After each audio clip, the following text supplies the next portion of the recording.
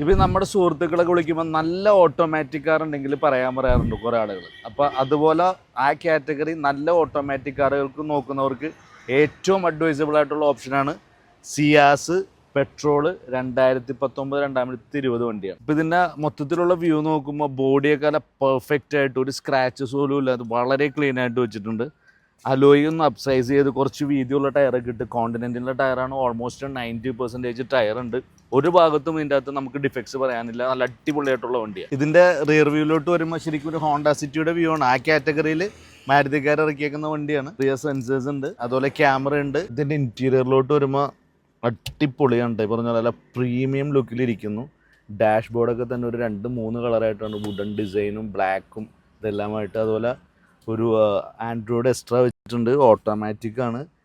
Steering control ഉണ്ട്. പിന്നെ ഈ പറയാൻ നമുക്കറിയാലോ AC, പവർ സ്റ്റിയറിംഗ്, എല്ലാ സംഭവങ്ങളും അടിപൊളി. കയറി ഇരിക്കുമ്പോൾ തന്നെ വളരെ ബുദ്ധിമുട്ടുള്ളൊരു വണ്ടി. അപ്പോൾ വെറും 52,000 കിലോമീറ്റർ മാത്രം ഓടിയിട്ടുള്ള ഈ ഓട്ടോമാറ്റിക് സിയാസിൻ്റെ ആസ്കിംഗ് പ്രൈസ് വരുന്ന വെറും 8,35,000 രൂപയാണ്. പ്രൈസ് നെഗോഷ്യബിൾ ആണ്. ലോൺ അവൈലബിൾ ആണ്. എത്രയും പെട്ടെന്ന് നല്ല ഓട്ടോമാറ്റിക് വണ്ടി.